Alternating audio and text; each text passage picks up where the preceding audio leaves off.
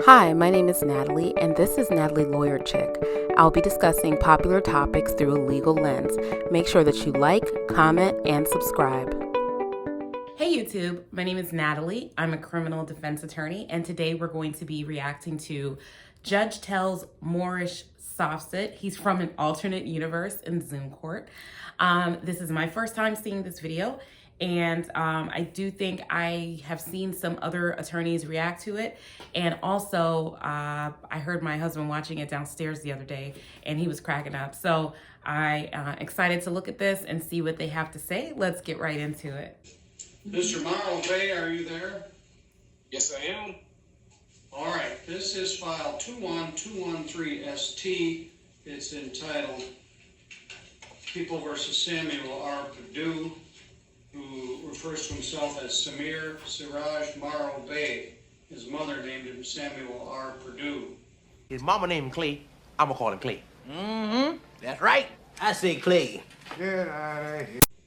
Mr. Perdue, you got another ticket for driving with a suspended license. Second offense, that's a misdemeanor punishable by up to a year in jail and a fine of up to $1,000. You're also charged with speeding. I'm assuming you're going to plead not guilty to both of those? Okay, so before we get into Samir Siraj Morrow Bay's response, it appears, just to orient you, that we're at a initial appearance or an arraignment where the court is informing the defendant of what their charges are, telling them the maximum possible penalty for the charges, and now he's going to seek to find out what his plea is, guilty or not guilty. No, of course not. I'm innocent, and my name is not Mr. Perdue, so I would appreciate if you didn't call me Mr. Perdue. Piss off the judge. All right. Well, I just want to say that I think Mr. Kaufman, who appears to be either an observer or another defendant waiting for his case to be called, this is pretty standard with the Zoom court, just said, oh, so you really want to piss off the judge? So yeah, we're already off to a great start. He will not enter a plea. He says that he's innocent. So that would technically be a plea of not guilty, to be fair. But he says he does not want to enter a plea while simultaneously saying that he's innocent. So he has just entered a plea of not guilty. And then he has requested that the judge not refer to him by his birth name, but instead by the name that he prefers to go by. I will point out that the court is not obligated to call you by a name that you have assumed unless you have legally changed your name to a new name. They don't have to do that.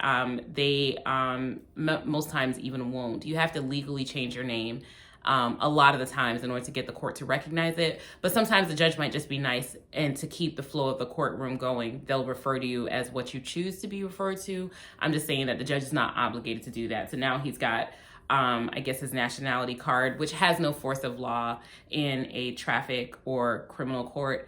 And so let's see what he says. Okay, let me tell you this. Stop. Yeah, you're from some alternate universe where you don't have to obey the laws. No, you don't respect the law, sir. Stop. If you drive again here in St. Joe County, I'm going to set your bike at $10,000. And also, I'm going to slide this. You see this? Are you looking? I was forced to get this license. I don't want it, but as you can see, your officer is a liar. Well, what's the name on it? Is that Samuel Perdue or Mr. Morrow Bay? Well, I'm forced to do this. Anything I do with y'all is under threat, duress, and coercion. So it looks like he does have a driver's license. Very interesting. So he does have a driver's license. The judge is asking him what name is on this driver's license that you have. So it'll be very interesting to see that. He says he doesn't want to have one, but he has one. And I assumed he had one because the license was suspended. It wasn't driving without a license. It was driving on a suspended license. So let's see what's said here. Every time I travel, all right, you have your commercial mercenaries people over. You have a driver's license? Because your commercial mercenaries continue to pull me over, and they won't leave me alone. Well, stop driving. At least stay out of I don't drive. I travel. All right, traveling is one thing, driving is another. You can travel all you want.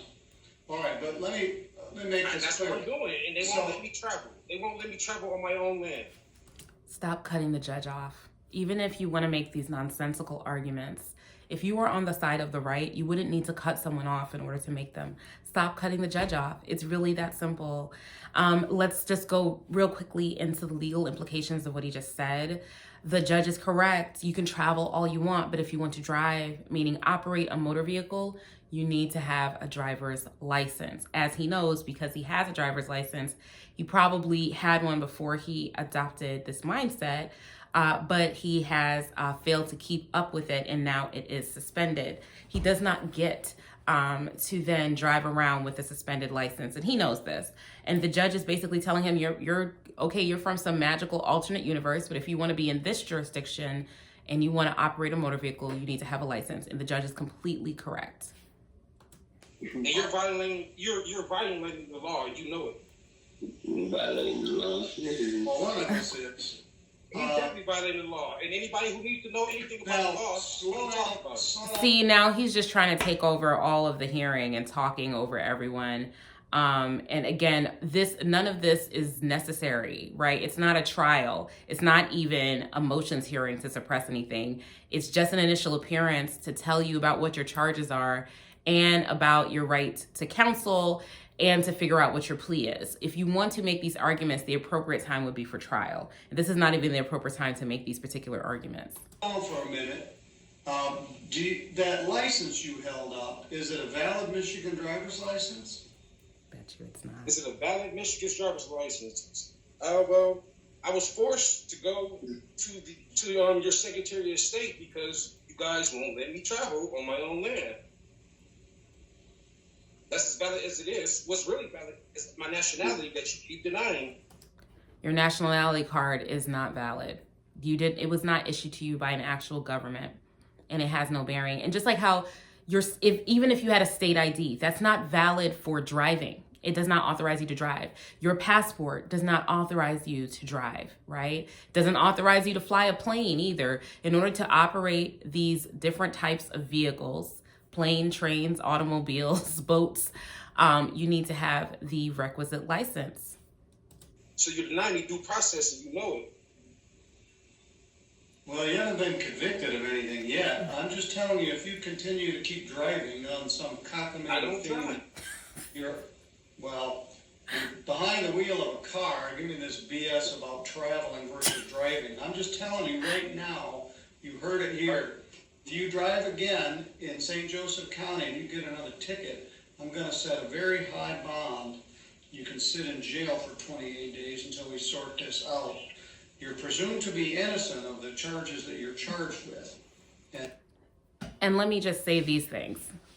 Not only is it ill-advisable to attempt to make these type of arguments at the initial appearance because it's not the appropriate time, not only is it ill-advisable because he is incorrect about the law, it is also ill-advisable because what he has just done is preclude himself from several defenses which would have been available to him.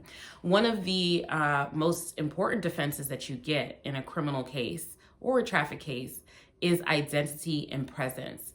They have to prove your presence in the jurisdiction, that you were the person that was operating the motor vehicle. He's basically given that all away. It was definitely him that was operating the motor vehicle. He just doesn't agree that that's driving. He thinks that's traveling, right? So that defense is completely gone. Whether or not it occurred, like in the jurisdiction, basically pretty gone. Whether or not he was actually operating the motor vehicle, right? Like moving it on the roads versus maybe it was parked, that's pretty much gone because you think that you have the right to do that.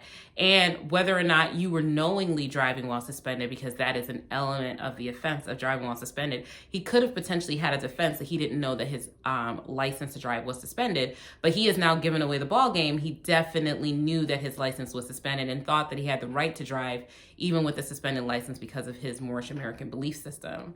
So once again, this diatribe was not only not helpful, it was harmful to his case. And he has waived certain defenses by making unsolicited statements to the court, not understanding the different legal defenses that were available to him. And you've exercised your constitutional right to plead not guilty. No, I didn't plead not guilty. You said you're innocent. That's not guilty. It's not guilty. That's what you said. I said I'm innocent. All right, fair enough. We'll set this for a last pre-trial. Are you still at 312 North Sage Street, apartment 302? North America is my domicile. You can send whatever information you want to that address. That is fine. All right. Very smart.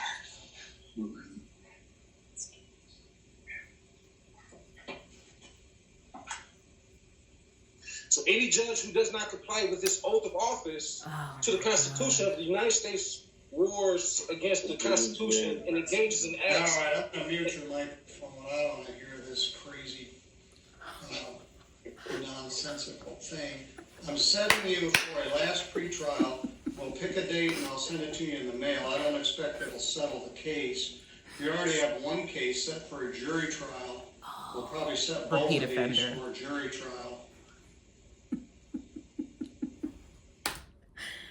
Judge Middleton has had it. He is so through, and I do wish more of these judges, especially now that we have Zoom court, would just do things like that. Cut it off. Don't let them derail. Ask them to leave. Finish the case.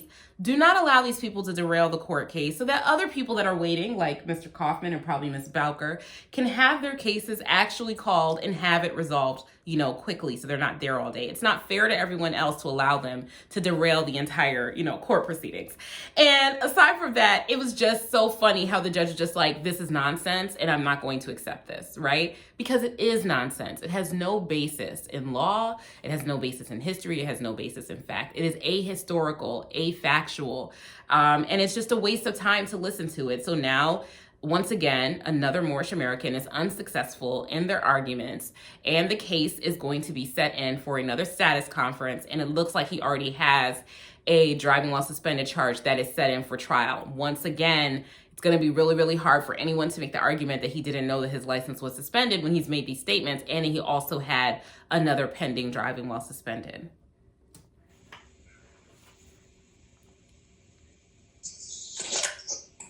I will give you credit. You always log in at a timely manner, which I appreciate. I'll give you a new notice. It'll be on a Thursday afternoon. We're going to skip the regular pretrial and just go right to the last pretrial. I expect it to be set for a jury trial. All I'm telling you is stop driving. Stop in St. Jude County. All right, sir, you're good to go. And that's that on that. That judge was not playing with him. I love it. I love Judge Middleton. Thank you very much for getting right to the heart of the matter. Clearly, he was familiar with the issue of Moorish nationals and sovereign citizens in court, and how they attempt to derail the process by spouting nonsense at the court. Instead of responding to the merits of what they're saying, it's better to just dismiss it out of hand and move on with the procedure. I think that that's the best possible way to deal with it. And yeah, very, very crazy, very entertaining. Let me know what you guys think in the comment section down below, and I'll talk to you later. Bye.